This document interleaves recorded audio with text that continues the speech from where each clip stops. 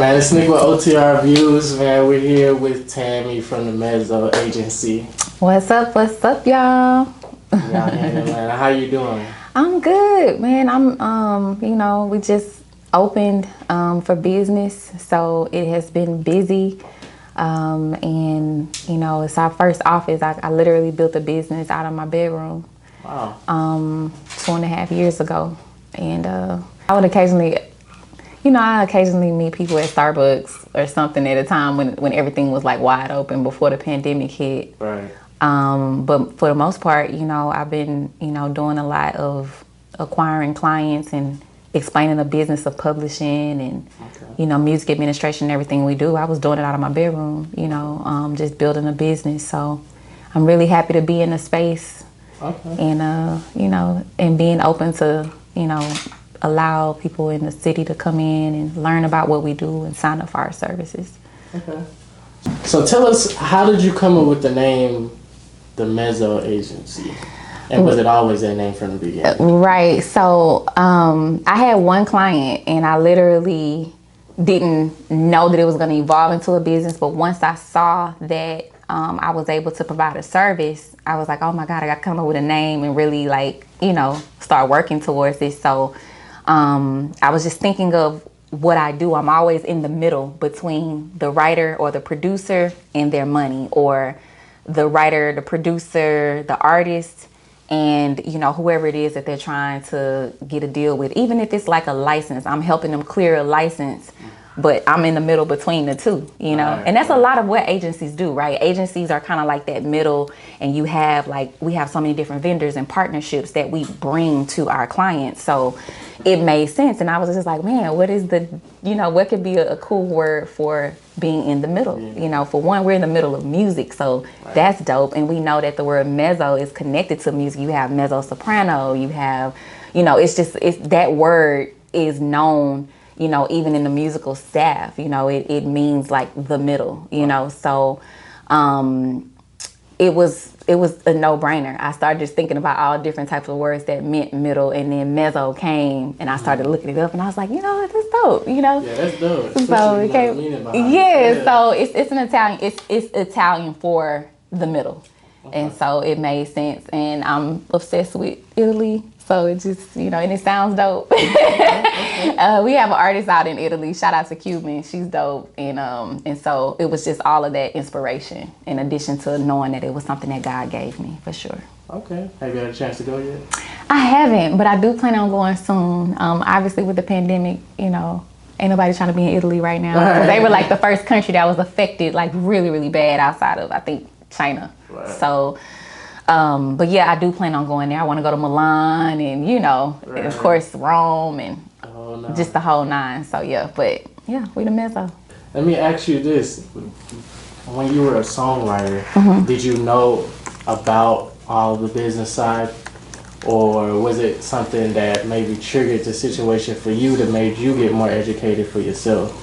It definitely was something that triggered me, because at first I was an artist. So all I really cared about was going to the studio and writing my songs and performing them and just making money,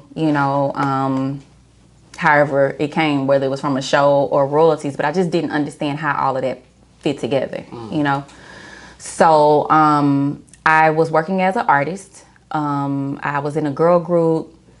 After that girl group disbanded, everybody went their own separate ways with no beef. I started my own solo career, and I signed with the indie label.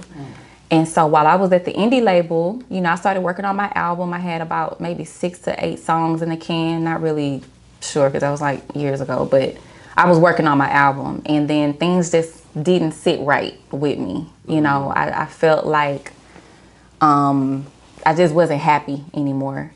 And so I left the label. I had a full scholarship to go to college, so I took that scholarship. Definitely wanted to make my parents proud. And the following year, while I'm on college campus in my dorm, my mom calls me and says that Whitney Houston is on the radio singing my song, one of my songs. Wow. So of course I was like, huh? What? And so, but yeah, she told me that. I turned up the radio. It was on Magic 102. Shout out to Magic. the whole Radio One family in Houston. And yeah, I pulled up the song, and as it was, she was singing a song I wrote called "What You Looking At." The year before when I was signed to the label. So unbeknownst to me, they had actually sold the song to Whitney. She heard it, she loved it, you know, she felt like it related to a lot of things that she was going through at the time, you know, with all the press and controversy. And so, you know, she bought the song and she kind of, you know, switched up a few of the lines, but ultimately it was the first single of her album, and it was a big deal. You know, people were anticipating what and how she was gonna fight back from all of the bad press and stuff. God rest her soul. We will miss you, Whitney.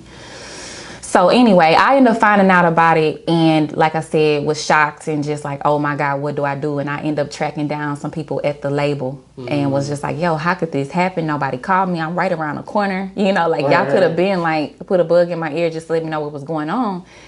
And so I finally sat down with the CEO and I just talked to him and told him, you know, like, look, you know, we need to do business. And of course, you know, I'm 17, 18 years old talking to like a CEO of a company, right? And he probably looking at me like, look, girl, going on, you know? Like, you ain't with the label no more. We own the sound recording. We own, and he's right. Most of the time, the label takes all the rights. And once you sign over, if you decide, I mean, once you decide to leave the company and you sign over everything, in their mind, they own it all, you know. But he didn't know I had already registered the copyright for all my songs. And I did that before I left. So I was the original copyright owner of the song before it had even got picked up or sold to anybody, which means that I'm the original owner. So you would have to get it authorized if it was to ever be used, and, you know, promoted, pushed, released as a single. And so he was shocked, you know, like, what, you know, like how, you know, and of course I had to present everything, but we were able to work it out. You know, it's no beef there. It was just a learning lesson for me. You know, we did our splits. He got me on the phone with Air, so we worked out a deal. And, you know, I was able to this day, I'm still able to collect royalties off of that song. And that album went platinum. I think it actually went platinum in the US and it did big numbers overseas. I'm still, you know, getting some substantial checks from overseas. You know, she's a global star, so legend. So, but yeah, that was like my introduction into the business of music. But from that time on, like, I did not let anything miss my plate. Like, I was on top of my royalties, my publishing, my copyright, just making sure I had all my paperwork straight. Like, it really woke me up. It was like, if you are trying to be in this business, this is what could possibly happen if you don't have your stuff together. So that really was like, I had no idea, but that was creating a platform for me. That whole experience created a platform for me to be able to empower and teach what I know and what had happened to me. And so, you know, it makes sense now with where I am with Mezzo, because that's what we do. We empower and inspire. At the same time, we're teaching, you know, songwriters and producers the knowledge that they should have learned before, but there's just not an actual, you know, machine that they can just, you know, or school that they can just go to and just learn everything about the business, unless they're going to college and majoring in that. And 9 times out of 10, a lot of people may not choose to do that. You know, some people just end up having a gift that's divine. God gave it to them, and they end up in the studio, and next thing you know, they dropping a single. They didn't think about going to school for it, you know. So I have used my platform for years to talk about the business, to educate, to do those workshops online, those one-on-ones, the Q&As. I'm still, you know, people still book one-on-one consultations with me to kind of have that, you know, that moment with me, to really have my undivided attention and ask them, and answer all of the questions that they may ask me. So, but yeah, that was my lesson into the business. That is what made me, as a creative, learn the business, was that situation with Whitney Houston. Wow, that's a dope story. And now it does, like, when you look at what you have built now, it makes sense. Like, because if that was anybody else at 17, 18, they wouldn't have had the copyright or anything like that. Oh man, it's so many stories like this. Sure. It's so many stories where, you know, people have come to me like, man, Tami, I think I dropped the ball, or, man, I got a single on Billboard right now, and I don't even have a PRO. I'm not even registered with BMI or ASCAP. Like, what do I need to do? Right. And it's just like, how did all of this happen? Right. You didn't think not one time that you needed to get your business straight, but you know, it's just some people find it uncomfortable to bring up when they're in the studio. Right. Some people find it, you know, it makes them insecure because they don't really know about the business, so they don't even bring it up at all. Right. And they just automatically assume that the people on the other side that they're working with are going to look out for them. Yeah, big mistake. That, and people don't just know the importance of the situation. Yeah. Like, they think it's just, let me just fill out this paper and whatever. But it's like really the biggest part of putting out a single. Yeah, it's to have the business together. Yeah, and it's not just them. It's not even just the music creators, the songwriters and producers, but it even is the managers. Sometimes the A&Rs who are not getting the necessary information from these projects, you know, and so it puts the record label at a liability, because if you don't have paperwork legally on all of the people who contributed to the project and they got proof that they contributed, then they can come back and sue the label. Right. They can come back and sue the publishing company. They can come back and sue the artist, you know, and so if you could just, every time you write a song, if you could just gather everybody's information up front, even their contact information, if they don't have a PRO, at least have a contact on them to say, hey, we're about to drop this single. We need to send you over this agreement, get your permission. In addition to that, we need to set you up, or we need to refer you to the Mezzo Agency to get all of your business set up so that when the song comes out, you get paid, your royalties come in. Right. You know, I mean, it just, to me, it will help in all areas. Right. Because regardless of what anybody says, I don't care how big your label is, I don't care how big you are as an artist, without the songwriter and the producer, you have nothing. Right. Because we're the genesis of creation, of creating the song. It starts with us. Right. In addition to that, it is, you know, we are the bloodline of it. You know, I heard L.A. Reid say that, and I was like, dang, that is so, like, true. Songwriters and producers are the bloodline of the industry, because it starts with our song. And from that, then the record label has something to distribute and market and promote, you know. And then from there, those are all of the workers and the jobs that come from being able to do that off of one song. You know how many people are employed to promote off of one song? And so if the song does that much for the music community and for the business of music, then why is it that we can't take care of the songwriters and producers and make sure that their songs are registered properly? Or why is it that the songwriters and producers don't see the value of having their songs registered properly and getting their business taken care of? Right. So, you know, I really strongly suggest for, you know, anybody who is in this business, that's on the business side, and even if you're supporting a creative, you're a manager, you're an A&R, make sure that the songwriters and producers, you know, business is straight. Refer them to us so we can get them set up, so it'll help your project when it comes out to be fully professionally taken care of on the legal side as well. You know, I strongly recommend people get attorneys and stuff, but a lot of times songwriters and producers just can't afford attorneys to have all of that done. So at least come see us, have a sit down with us, call us, book a consultation, go to the website, type in a chat, let us know what you need. We have people on, we have a team rather on staff right now every day from 10 to 7, serving the needs of, you know, songwriters and producers and indie artists too, because a lot of them are record labels and songwriters, because they are writing their own songs and they're putting it out on their own, but they don't even know the difference between the master recording side and the publishing side. It's two sides to a song. They don't know that. And so we empower, we educate, in addition to providing the services to make sure that, you know, the business is set up correctly. Right. Okay. So what do you do in the event of people that are already past the point of they didn't release songs, they still had, they never did the paperwork correctly? Is there a way you can backtrack? Yeah, we collect retroactively. We do. We have the ability to create based on your ownership of the song, and, you know, obviously how long ago the song was released, because we can only go back so far. But we have the ability to get an estimate as to how much could be out there that has not been collected. If you haven't been signed with the publisher and nobody's collecting on your behalf. From YouTube royalties to all of the streaming royalties, we're able to do an estimate.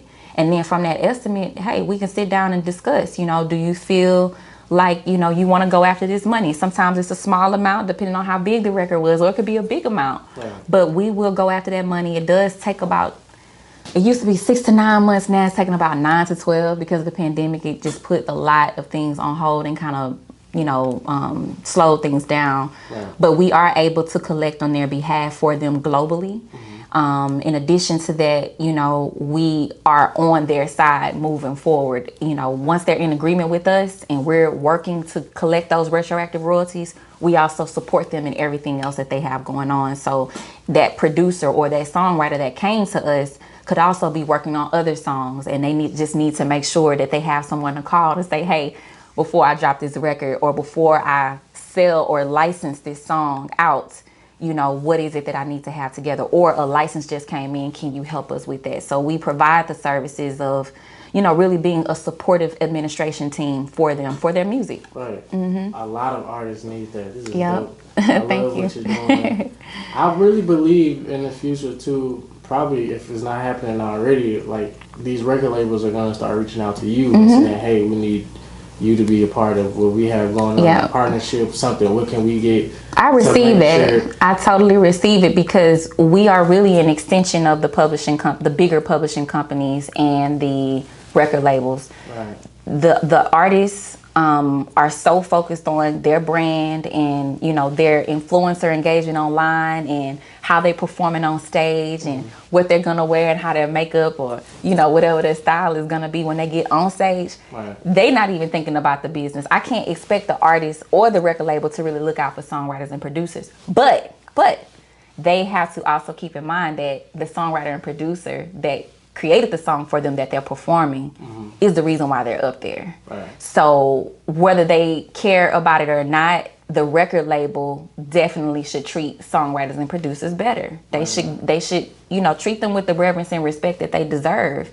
and not try to penny pinch, you know, when they're about to go and make so much money on all these deals, you know, like it's amazing to me. But at the same time, you know, they can come to us and say, hey, you know, like we have an A&R department, assist our A&R department with making sure that all of these catalogs are organized so that when it's time for the song to get released, all the paperwork is signed off, all the agreements have been approved, all the splits and the publishing is taken care of, and then we can register while they go out and promote on the sound recording side.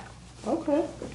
So I think that's a great idea. I already see the vision, you know. Definitely. So I definitely agree with you. My last question to you is, okay, so I'm an artist. Can I contact the Mezzo Agency and say, what strategy do I need for when I go to the studio? What do I tell the artist, or what paperwork do I need to go ahead and give them to make sure that everything is done right before we even get? The most important thing that I would tell artists and songwriters and producers that are co-writing in the room is you need to make sure that y'all have the discussion before y'all leave that session about who owns what. Now, this is where it gets tricky because sometimes we may start off with an idea of a song and we might not necessarily finish the song completely. Right. But there needs to be accountability on all sides of everyone who has contributed to the song.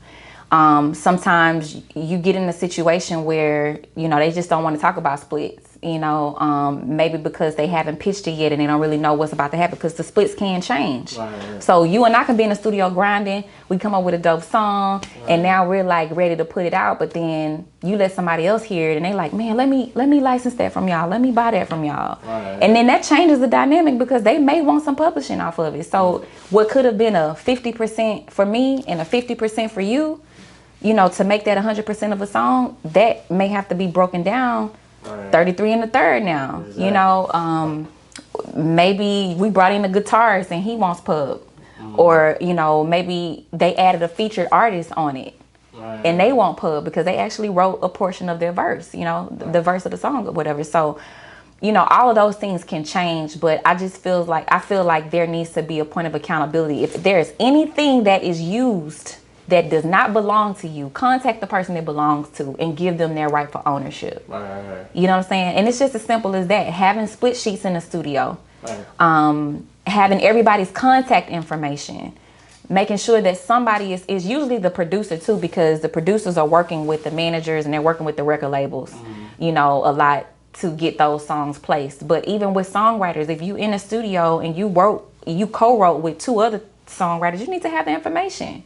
You know, that way, if y'all didn't talk about splits at that time, then it can be revisited at a later time. But I strongly suggest split sheets in the studio.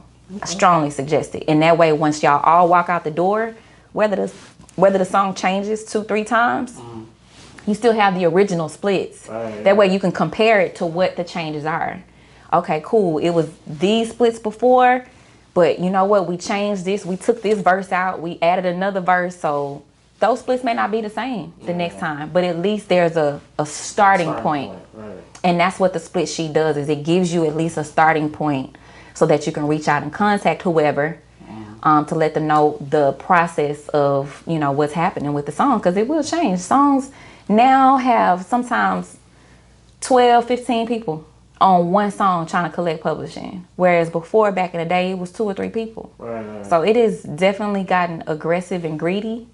And that's completely fine, but just be fair. Just be fair. Just be fair. And, you know, at the end of the day, I think that'll create a more beneficial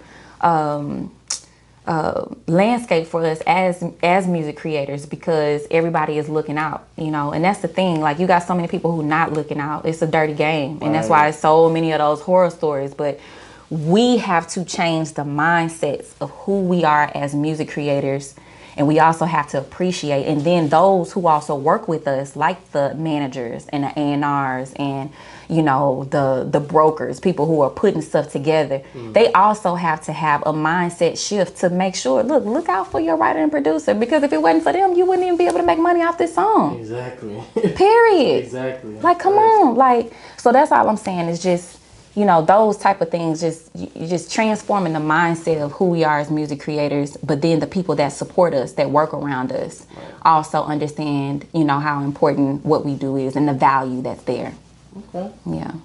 I think the story is dope. I honestly think that this whole situation is giving an artist a concept. Like, a lot of artists that I mean personally just would be lost. They don't have this type of information. Yeah. So, where can we find you, and where can we find your classes? Where can we learn about it? Sure. So you can find us, the Mezzo Agency, at mezzoagency.com. Our number is 1-888-413-4828. We are open from 10 to 7 Monday through Friday, answering calls, checking DMs, you know, corresponding with people in our chat, online on our website. And just answering questions. And then, you know, we have a location here in Atlanta. You guys can pull up, just Google us, our map. It'll show you exactly where we are. Our address and everything will come up. And then, you know, I strongly suggest, you know, book an appointment. You know, don't just walk up, because we are super busy taking care of clients that are already on our roster. And we want to be able to have that one-on-one with you to see, you know, how we can help. So, but yeah, we're on social media at the Mezzo Agency, on Facebook, Twitter, Instagram. And then, you know, all of my workshops and everything could be found at TamiLatrell.com, or you can follow me at Tami Latrell on Instagram, YouTube, Twitter, Facebook, LinkedIn. I'm everywhere. So, yep. Well, I appreciate you taking the time out to schedule to Thank talk you to so me. much. I appreciate you guys stopping by. You know, the office is brand new, so it's going to change and evolve over time. But, you know, we're really happy to be able to provide a service and serve the music community, period, because it's just not enough people doing business as it pertains to music compared to the correct way, right? We got tons of studios everywhere, but like, where's the business being handled? So come here, come to us, come to the Mezzo Agency, and we'll make sure everybody, you know, is taken care of.